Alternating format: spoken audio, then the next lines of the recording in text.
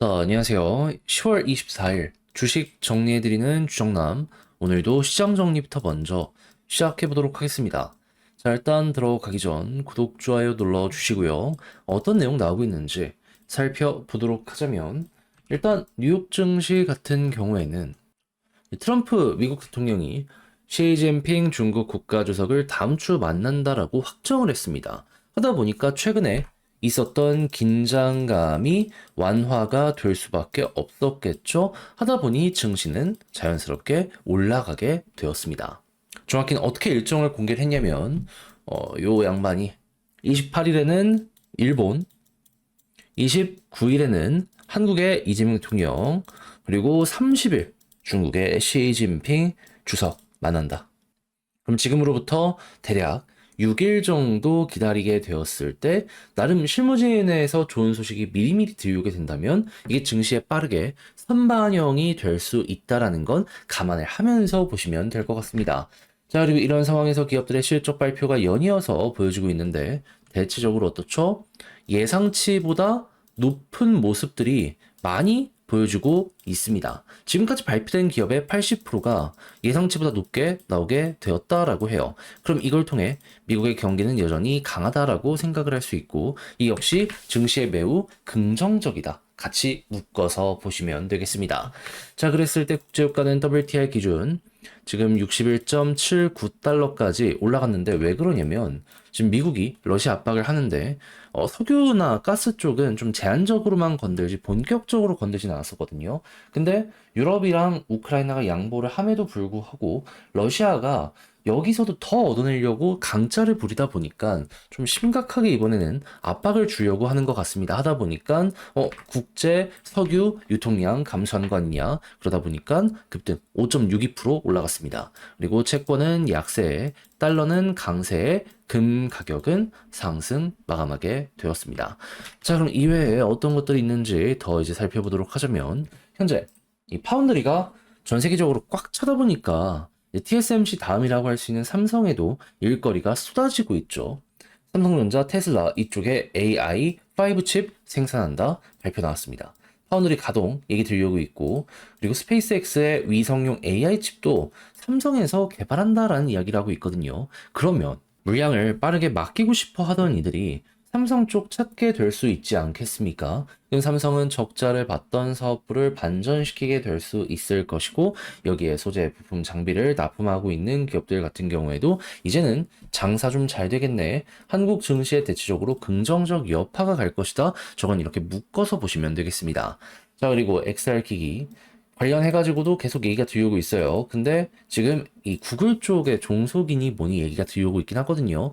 그럼에도 불구하고 갤럭시도 구글이랑 함께 가는데 이 수익성이 안 나오는 건 아니잖아요.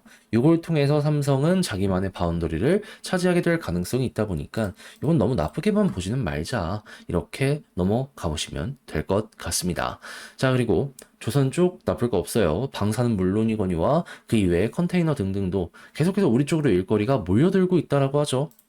과연 어느 정도 더욱더 많이 일거리를 가지고 올 수 있는지 이거 한번 보시면 되고, 그리고 방산 이외에 레이더나 K9 그 이외에도 전투기 관련으로도 꾸준하게 이전보다는 좋은 소식이 들려오고 있는 상황이라 이 부분 같은 경우에도 그냥 수주 잔고가 높아지게 될 것이다. 그러면 주가는 올라가겠네. 이어가 보시면 될 것 같습니다.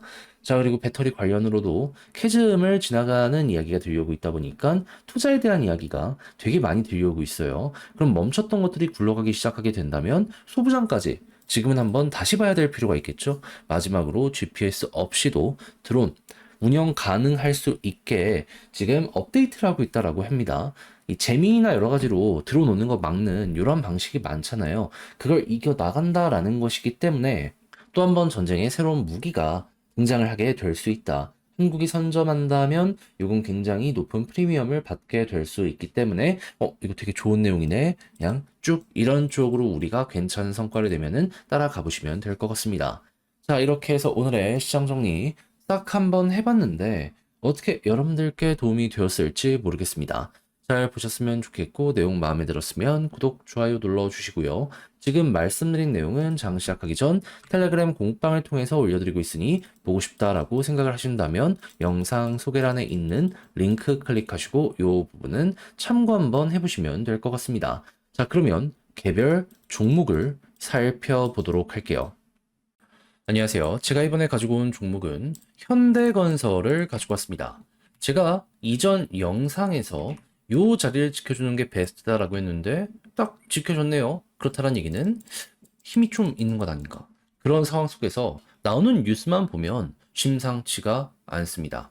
이전에 돌파 못했던 여기를 돌파하게 되면 꽤 큰 파동이 빠른 시간 내에 만들어지게 될 수도 있을 것 같은데 정확히 어떤 게 보여지고 있는지 살펴보도록 할 테니까 일단 들어가기 전 구독, 좋아요 꾹 한 번만 눌러주시면 정말 감사드리겠습니다. 자, 일단 현대건설 지금 해외 쪽에서 원전 쪽으로 되게 좋은 소식이 들려오고 있는 이 상황 속 큰 일거리들을 따내고 있습니다. 어느 쪽? 데이터 센터.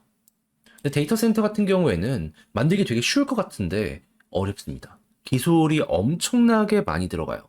특히나 이 반도체들이 만들어내는 열기, 이걸 냉각하는데 굉장히 공을 들이게 될 수밖에 없잖아요. 근데 조 단위의 사업을 현대건설이 가지고 오기 시작을 하게 된다. 그럼 자연스럽게 이를 시작으로 다음번 데이터 센터들도 지을 가능성이 생기게 될 수 있지 않겠습니까? 그러면 수주 잔고가 여기서 또 한 번 점프를 하게 될 수도 있는 거죠. 그리고 데이터 센터가 돈이 된다라는 이러한 부분들 때문에 많은 펀드들에서도 투자하려는 모습이 보여지고 있다 보니까 이는 굉장히 매력적이다. 이렇게 짚어볼 수 있을 것 같습니다. 거기다가 원전 협력 같은 경우에는 다음 정상회담에서 어느 정도 구체화가 될 것 같은데 때마침 어떤 일정이 있다? 지금 한국에서 전 세계 정상들이 모이는 요 회의가 있잖아요. 근데 한국의 회담 일정을 봤더니 일본 바로 다음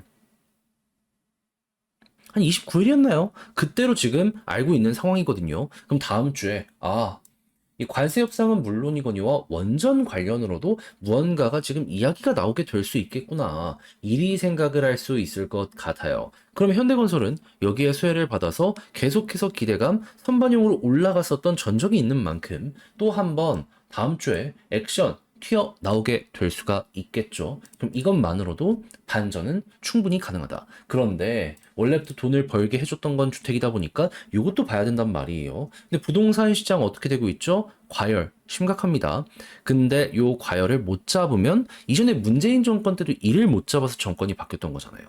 이재명 정부가 그걸 모를까요? 아니겠죠. 어떻게든 요거 해결하려고 할 겁니다. 그에 대한 여러 가지 이야기들도 하고 있는 상황이고 그러면 일단 공급 이쪽을 증가시키는 쪽으로 포커스를 지금은 둘 수밖에 없는 상황이다 보니까는 임대부터 시작해서 민간 쪽을 밀어주게 될 가능성이 높으니 현대건설 입장에선 이 주택 쪽에도 탑5이기 때문에 가장 많은 걸 우리가 분양까지 할 수 있겠구나.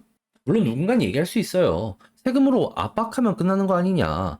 그리고 임대주택 늘리면 되는 거 아니냐. 근데 주변을 보세요. 세금 압박한다라고 해가지고 눌립니까? 문재인 정권 때 그걸 임기 내내 했는데 결국 안 통했잖아요. 그리고 추가적으로 임대주택 만족하는 사람이 있습니까? 싸게 살 수 있다라고 하더라도 결국에 자기 집에 대한 니즈가 어마어마한 게 한국 사람들이기 때문에 이거는 일시적인 대안으로 끝나게 될 가능성이 높을 것이지 민간 분양 쪽으로 이건 공을 들이게 될 수밖에 없을 겁니다. 그러면 얘는 그냥 돈을 벌겠구나.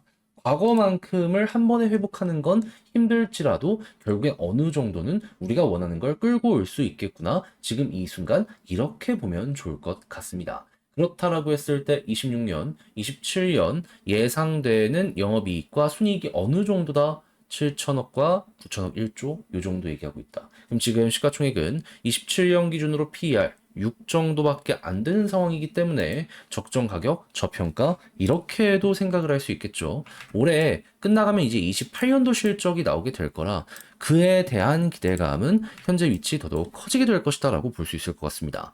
그러면 올라갈 수 있는 여력이 지금 생기고 있다는 거잖아요. 그랬을 때 수급을 봤더니 뭐가 보여지고 있는 상황이다. 기관부터 다시 들어오기 시작했다. 그럼 외국인 쪽이 조금 더 강하게 들어오게 된다면 그러면 힘은 조금 더 세지게 될 거고요. 위에 있는 저항을 어느 순간 돌파하게 될 수 있다라고 보시면 됩니다. 그랬을 때 1순위 돌파 구간 어디다? 61선이다. 61선을 돌파하고 위에서 버티는 모습이 꽤나 오랫동안 보여지게 되면 추세가 이렇게 돌아서게 될 거거든요. 그럼 그때 보통 많이 올라가는 모습들 보여주곤 해 왔었기 때문에 기회다라고 생각을 하면서 이거는 따라가 보시면 될 것 같습니다. 그러면 여기를 적정 가격 본격적으로 상승했을 때 이전의 파동 다시 한번 노려볼 수 있다. 안 하는 게 이상하기 때문에 현대건설 지금 이렇게 같이 봤다면 이를 여러분들 전략에 잘 녹여내보시면 좋을 것 같습니다. 자, 하여 보면 좋을 것들은 다 한번 점검을 해봤는데 글로 쓰며 마무리까지 한번 해보도록 할까요? 일단 첫 번째 나오는 뉴스 뭐라고요?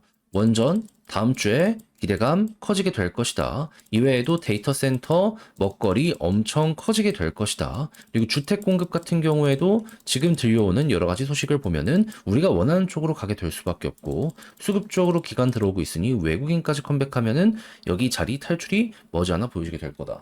했을 때 저항 61선 돌파하고 버티면 이때부터 추세의 전환 본격적으로 노려보면 되고요. 그런 이후에는 현재 가격이 적정 가격이라고 볼 수 있기 때문에 스텝업하는 요거 따라가 보시면 될 것 같습니다. 자, 그렇게 하여 현대건설 보면 좋을 것들은 전부 정리를 해봤는데 어떻게 여러분들께 도움이 되었을지 모르겠습니다. 잘 보셨으면 좋겠고 전 다음에 더 좋은 영상으로 다시 인사를 드리겠다라고 말씀드리며 이상 주식 정리해드리는 주정남이었고요. 끝으로 구독, 좋아요 눌러주시고 남은 시간 화이팅 하시고 여러분들 다음 주에 또 뵐 수 있었으면 좋겠습니다. 감사합니다.